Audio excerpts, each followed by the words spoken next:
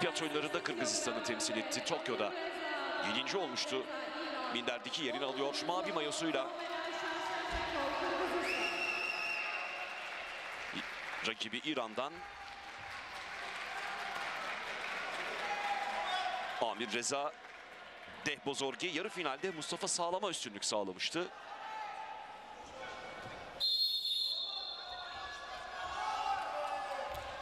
Mücadele başladı.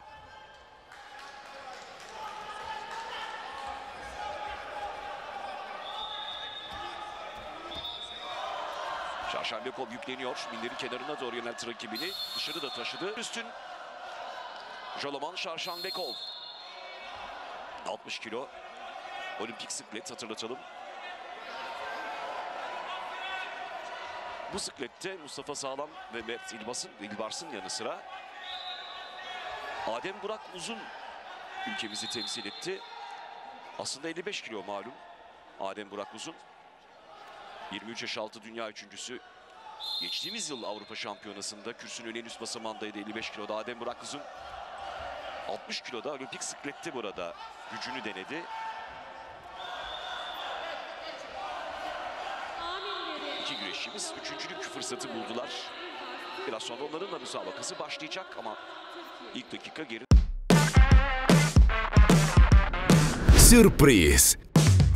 Экесе көп интернет. Переходи на О тарифтеринде. Сенде дагы көбүрөөк мүмкүнчүлүктөр бар. Көбүрөөк баарлашуу, көбүрөөк көрүү, көбүрөөк ырахаттануу.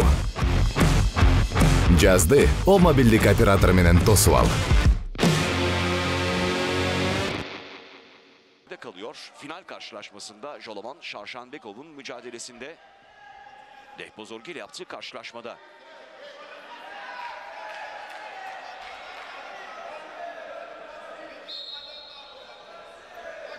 Yükleniyor şimdi yine Şarşambekov.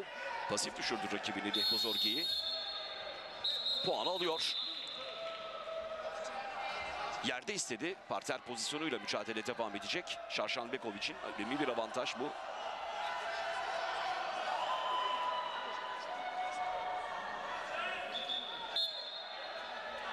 Hemen göğsünde birleştirdi kollarını Şarşambekov. Karın bölgesine doğru da indi. Sağına yöneldi. Bir kez daha yerle temasını kesme çabası içerisinde Şarşambekov şimdi bileklerini bağladı ama biraz mesafeli duruyor. Şimdi söküyor rakibini. Atma çabası ama üstünlük sağlayamadı. Ayakta devam ediyor mücadele. Şarşambekov istediği atış yapamadı. 2-0'lık üstünlüğü var ancak müsabakada.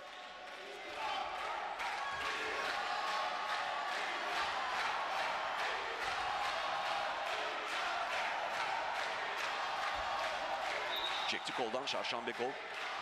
Eli de rakibinin ensesinde. Bir kez daha denge bozma çabasındaydı. Yine yükleniyor. Koltuk altından hamle Şarşambekov'dan.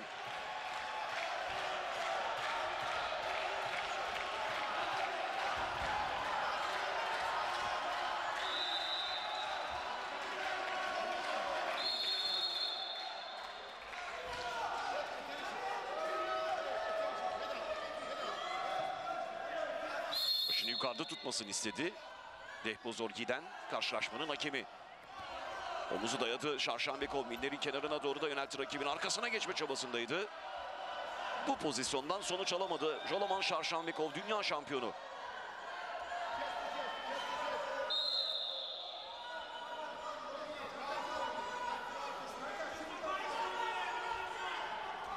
Olimpiyat oyunlarının da yine iddialı isimlerinden biri olacak. Bu siklette Greco-Romen'de 60 kiloda Joloman Şarşambekov.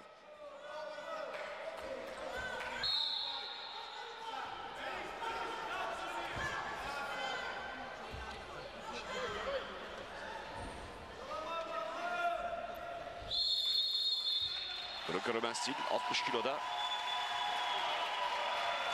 2023 Dünya Şampiyonası finalinde Japonya'dan Kenichiro Fumita'ya üstünlük sağlamıştır Şarşambekov.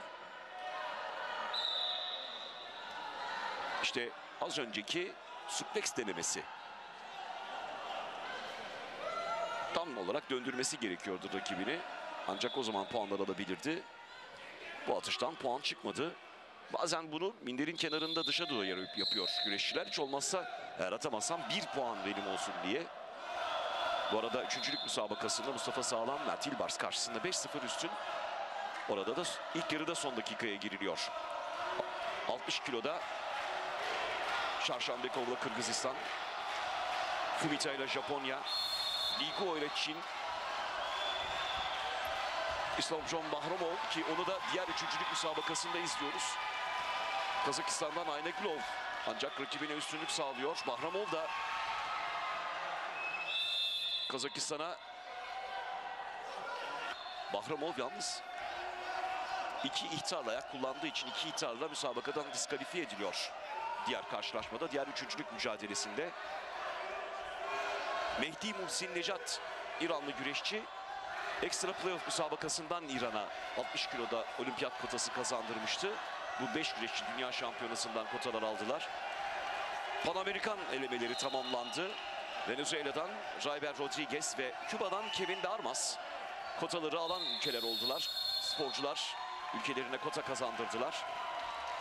Afrika elemeleri var önümüzde bu ayın sonunda.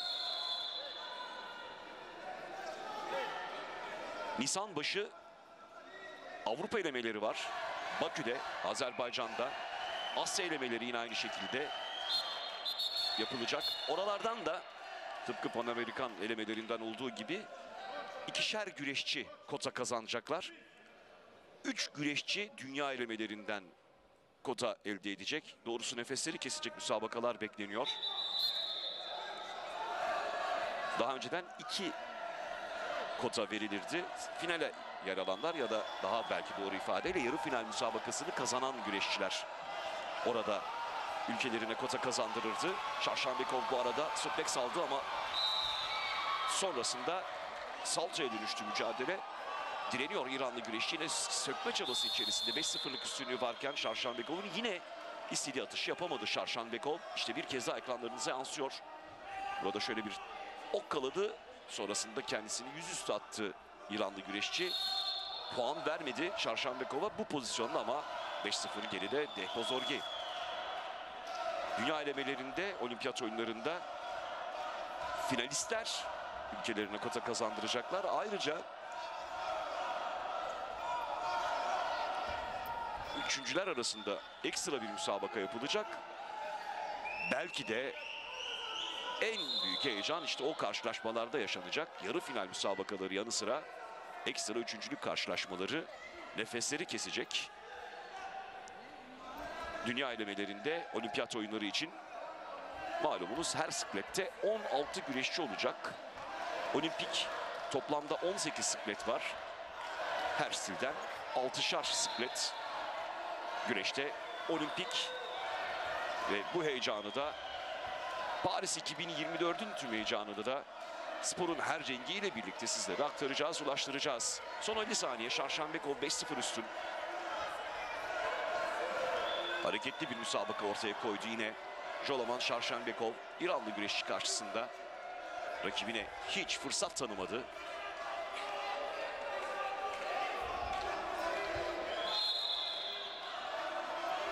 ...23 yaşında Joloman Şarşambekov.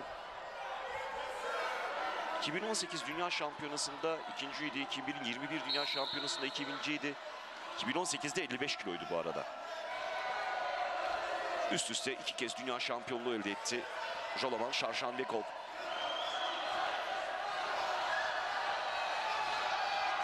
Kazanıyor. Süre tamamlanıyor.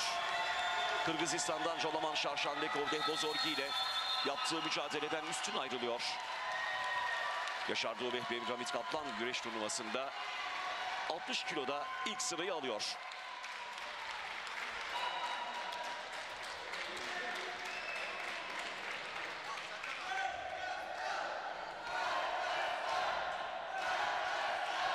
Kazanan Joloman Şarşambekov.